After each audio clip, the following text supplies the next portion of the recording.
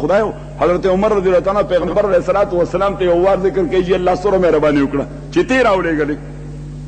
وې ځکه چې کله چې ته نه وې راغلې نو موږ په ډېر لوی جهالت کې پراته وو. پیغمبر علیہ الصلوۃ والسلام ورته څنګه ته یو واقعه خو ذکر کا وې چې زما پلار د کجورو تاجرو ایکسپورټ امپورټ به کو روم ته چرته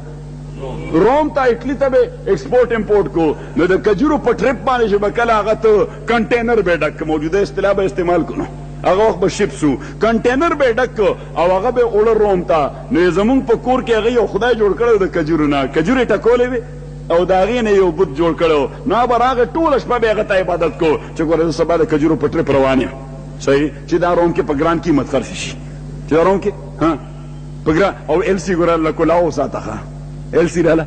کلاو ساته بیړه مې غر کوي چېرته کنټینر را واپس نه شي کنټینر مونږ سره په دې حج کې یو ملګری و نو هغه داسې د فکر په حواله باندې لږ ګډوډ و یو بدعتي ټولې سره نو د فکر په حواله باندې ګډوډ و نو ما ته ذکر کو یاره چې د فلانې ملک وې دی سره زه تجارت کوم دا ښه خلک نه دی ما ولې وې دی ما ته سیمپل یو ښی او ډیلیوري راته بله کوي سیمپل راته یو ښی او ډیلیوري راته بله کوي نو ما سره یو ملګری و ډېر مزاحي غوندې و هغه ورته ملګري ته چې کومې طبقې سره نښتې ویلې دی مولا هم تا ته ګورې سیمپل یو ښی د قیامت پر ورځ به ډیلیوري جهنم کې کېږي ته په دې باندې سوچ وکړه وی دې قاضي صاحب پسې روان شه چې بیړی دې پار شي که نه چې دا مولا پسې لګېدلی وی هغه درته هم سیمپل یو ښی ډیلیوري به دې بل ځای کېږي محترم ورونو عرض مې کوله تاسو خدمت کې چې اوس حضرت عمر رضی الله تعالی عنه ورته ووی وی د الله پیغمبره یو ورځ ما ته لوږه ولګېده یو ورځ ما ته فتعمدت الى الاله ما خدای ته اراده وکړه چې نور څه شی د خوراک نشته خدای نه به لګوي څه وخورم نو د هغه لاس مې وخوړه خو د خوراک شی لاس مې فتذکرت غضب ابي یکایک مې د خپل پلار غصه را یاده شوه نو مې یو ملګري هلته تپوس وکړو وی چې حضرت عمر پلار هم غصه جنو ما چې د عمر پلار مې پتې ته ولګوه نه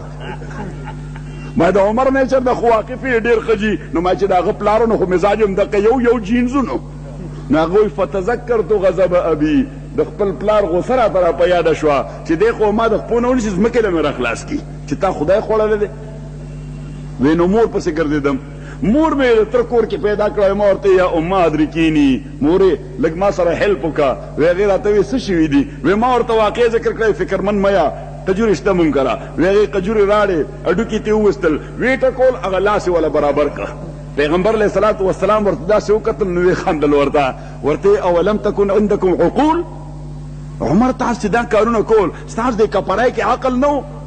حضرت عمر څه قیمتي جواب ورکړ وی جي عقل خو ځکه خو دنیا سره تجارت و ځکه تجارت هم زما غوندې کم عقل سړی نشي کولی هغه به ټوله سرمایه پکې لړلي ټوله سرمایه به دا تجارت خو د مدني صاحب کار دی د جلیل جان کار دی فار ایگزامپل چې څوک ایکسپرټ وي صحیح نو ورته وی اولم تکن عندکم عقول ستاسو کپړای کې عقل نه و هغه وی جي عقل ډېرو کانت عندنا عقول ولکن لم تکن هدایت نه و جي څومره قیمتي خبره کړې ده چې عقل و هدایت نو ځالته ملګرو ته هم دا ټول چې بربنډ ګرځي عقل دی سره شته ځکه دی پیسفیک او اټلانټیک کې 15 میله او 6 میله بورینګ کوي اول ته نه تیل او ګیس راوباسي او ما ورته هدایت نشته لکه د ځناورو په شان بربنډ ګرځي نو محترم ورونو الله تعالی دې مونږ هدایت پسې روان کړي تاسو ټول